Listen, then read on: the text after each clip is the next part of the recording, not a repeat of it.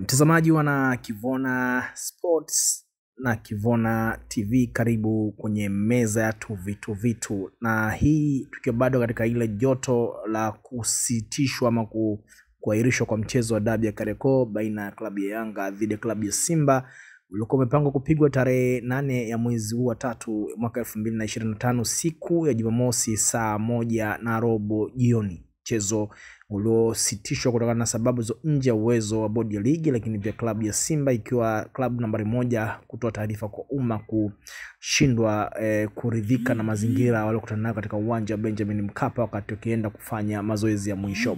Lakini taarifa kubwa ambayo imechanua na kushika vyombo vya habari na mitandao ya kijamii kwa sasa ni kuonekana basi la klabu ya Yanga waita wananchi Kuala Lumpur Malaysia likionekana kuelekea kwenye viunga vya maeneo ya Bunju katika uwanja wa Mo Bunju Arena, na inasemwa kabisa basi la klabu ya Yanga limekwenda likiwa na full mkoko, yani full squad. Wachezaji wote takriban 30 wa klabu ya Yanga walikwenda pale kuomba ipigwe hata mechi ya kirafiki ili waweze kukata kiu yao na kiu ya mashabiki na wapenzi wa soka duniani, Afrika na Afrika Mashariki pamoja na nchi ya Tanzania.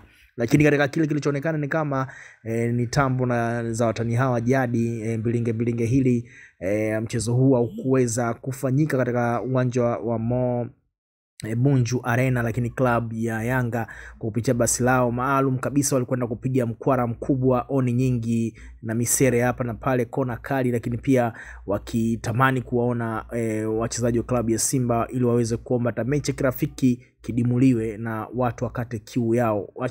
Kwa watu walioshuhudia tukio hili kwa karibu kabisa wamepata kuzungumza kwamba kulikuwa na tambo na mashabiki wa klabu ya Yanga kwa maeneo ya karibu na uwanja wa Simba mazoezi walikuwa wakishangilia kila ilipokuwa kipigwa on ya basi lao.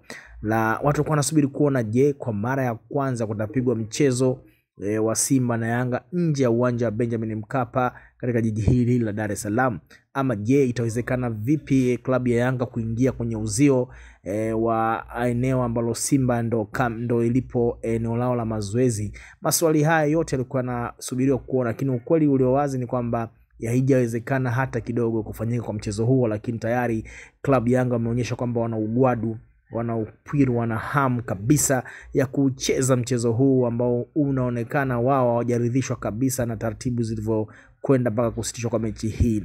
Na Kivona Sports tutaendelea kujulisha na kukupa taarifa zote zinazoendelea kuhusiana na kile kilichotokea pale Bunju kwa klabu ya Yanga kuelekea pale. Je, Simba watatoa taarifa kwa bodi ya ligi, wataisakama na kuishtaki klabu ya Yanga kwa kuweza kwenda kwenye uwanja wa mazoezi na kuleta taharuki kidogo kwa baadhi ya mashabiki na wanachama wa vilabu hivyo vikubwa kuanza kujibizana na kutaniana.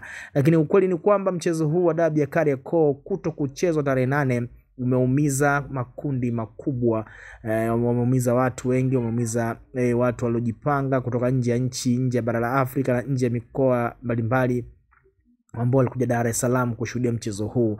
Hivyo ndivyo hali ilivyo kwa sasa. Nini kitafuata? Bodi ya ligi watasema nini, TFF watasema nini, lakini uongozi wa klabu ya Simba watasema nini, lakini pia mashabiki na viongozi wa klabu ya Yanga watasema nini. Lakini ukweli usiopingika, usiofichika, mechi ya tarehe 8 kuhairishwa ama kusitishwa kuchezwa hapo siku ya jana Jumamosi umeisononesha jamii kubwa ya wapenda soka.